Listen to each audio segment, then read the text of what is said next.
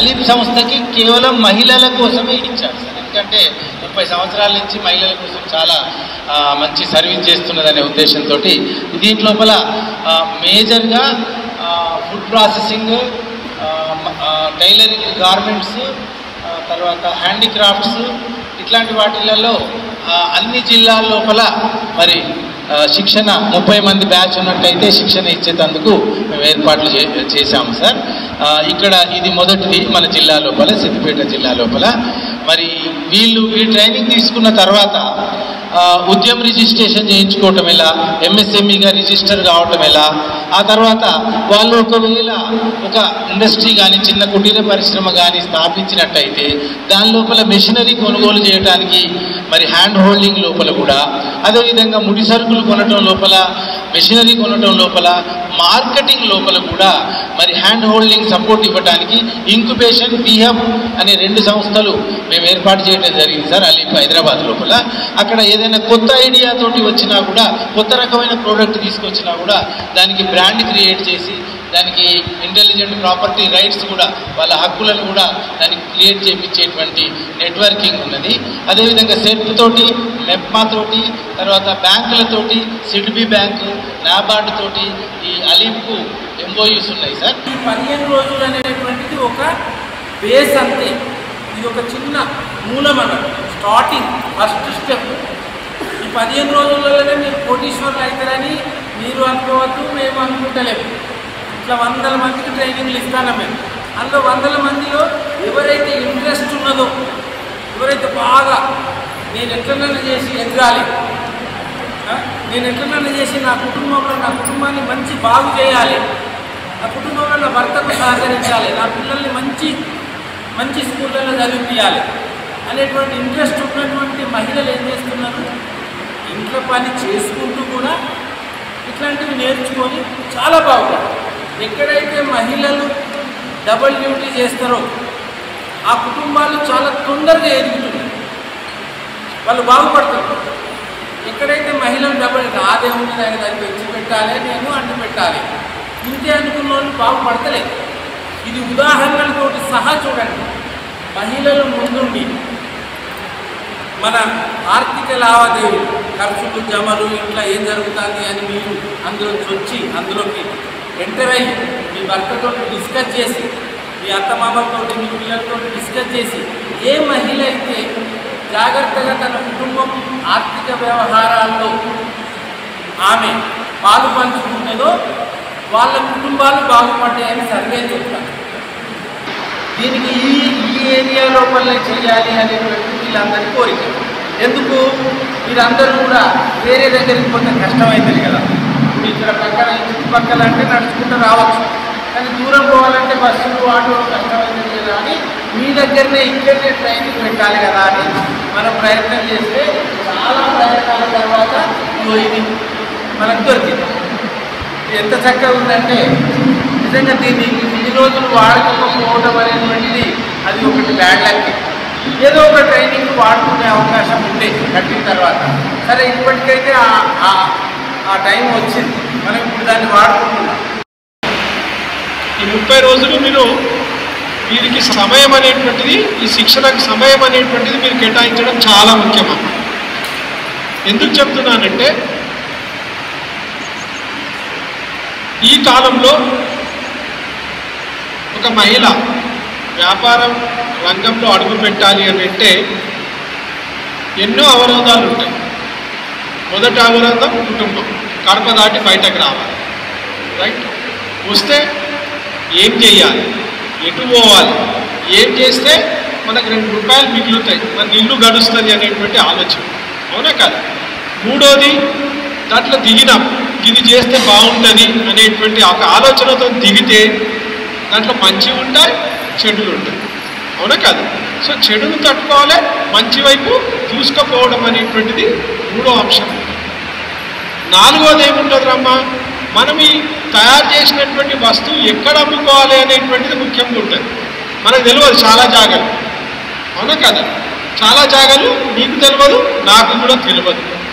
So ఈ అన్నిటినీ అంటే కొత్తగా మనం స్టార్ట్ చేసుకొని కొత్తగా మనం ఏమంటారు ఒక దశ వైపు పోవాలి అని అంటే మనకు ఎవరో ఒకరు వేలు పట్టుకొని నడపాలి. మనం చిన్నపిల్లలు ఉన్నప్పుడు ఏం చేస్తాం, అతన్ని అబ్బాయినో అమ్మాయినో వేలు పట్టుకొని నడిపిస్తాం, అంత తల్లిగా ఒక తండ్రిగా, అవునా కాదు? ఇగో ఆ వేలు పట్టుకొని నడిపించేటువంటి తల్లి తండ్రి అనేటువంటి పాత్రను అలీం వాళ్ళు, సెర్పు వాళ్ళు, బిఎం వాళ్ళు ఇప్పుడు మీకు తీసుకుంటున్నారు. రైట్, ఇది ఒక అంశం. రెండో అంశము, మీకు ఎవరికైనా సరే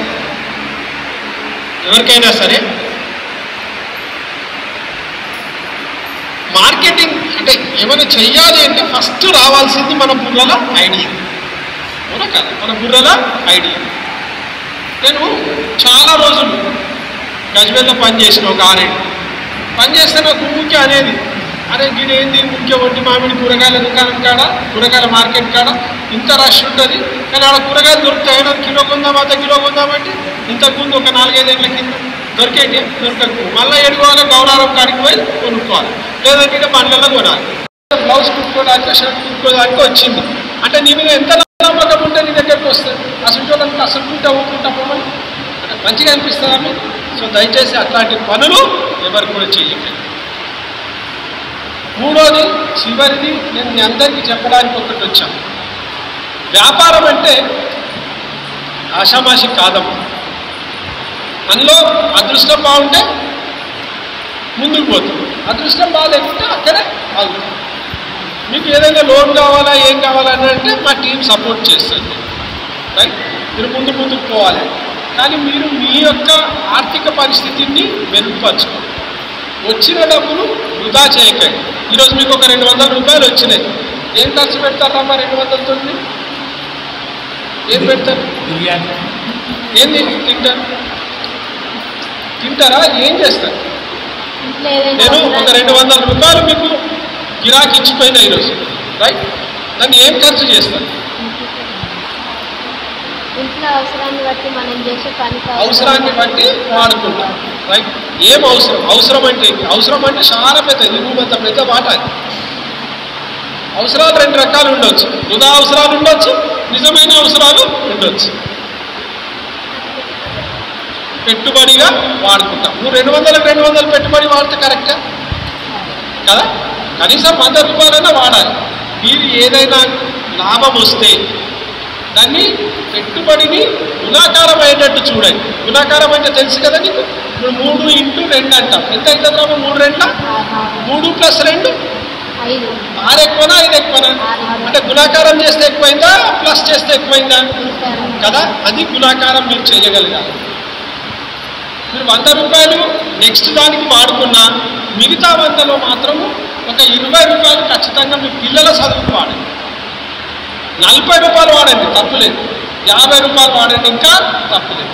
కానీ పిల్లలకు మాత్రం బాగా చదివించండి. ఒక వ్యక్తి పేదరికం నుంచి బయటకు రావాలి అని అంటే మీరు ఏం చేసినా రాదాము, ఇంకా చదివితే మాత్రమే వస్తాడు.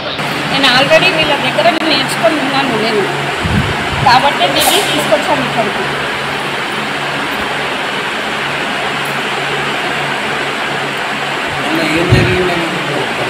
మొన్న మీటింగ్కి సార్ వచ్చారు, సార్ పేరు కాసిం సార్ వచ్చి అందరికీ చెప్పారు ఎట్లా ఉంటుంది, ఎలా చేస్తారు, ఏంటి అన్నది. అందరికీ ఉపయోగం అవుతుంది. మీరు చేసుకుంటే, మీకు ఇంట్రెస్ట్ ఉండి మీరు చేసుకుంటే మీకు అందరికీ చాలా బాగుపడతారు. ఒక ఇండస్ట్రియల్ చేసుకోవచ్చు పెద్దగా మనము చేయాలనుకుంటే, కానీ మీరు ఈ ఇంట్రెస్ట్ని బట్టే ఇక ఏదైనా చేయగలుగుతాము. అందరికి ఇంట్రెస్ట్ ఉండాలి. మేమైతే చాలా బాగా నేర్చుకున్నాం సార్ వాళ్ళ దగ్గర. వాళ్ళకి ఈ ట్రైనింగ్ అనేది మంచి అవసరానికి పనిచేస్తుంది. రేపు మీరు ఇది ఇది నేర్చుకొని తర్వాత మీరు ఇంట్లో ఒక ఉపాధి పెట్టుకొని మరి జీవించగలగడానికి ఆస్కారం ఉంటుంది. కనుక మీరు ఎవరున్నా ఇంకా మీ వాళ్ళని తీసుకొని ట్రైనింగ్ తీసుకోండి. ట్రైనింగ్ తీసుకుంటే మీరు తీసుకునేదే కాకుండా ఇంకోరికి కూడా ట్రైనింగ్ ఇవ్వడానికి కూడా వీలవుతుంది. కానీ మీరు ఇట్లాంటి అవకాశాలు మళ్ళీ మనకు రావు. వచ్చినప్పుడు మనం వినియోగించుకోవాలంటే ఏం చేయాలి? మనం పాల్గొనాలి. మనం కూడా అందరికీ చెప్పాలి, చేపియాలి. ఇప్పుడు మనము ఎవరు ఇక్కడ వచ్చిన వాళ్ళు ఎంతమంది రిజిస్ట్రేషన్ చేసుకున్నారో, ఎంతమంది ఇప్పుడు ఒట్టిగా చూడడానికి వచ్చిందో తెలియదు ఇప్పుడు. అయితే మీరు అందరు కూడా నేను ట్రైనింగ్ తీసుకొని మీరు ముందుకు వస్తారని భావిస్తున్నాను.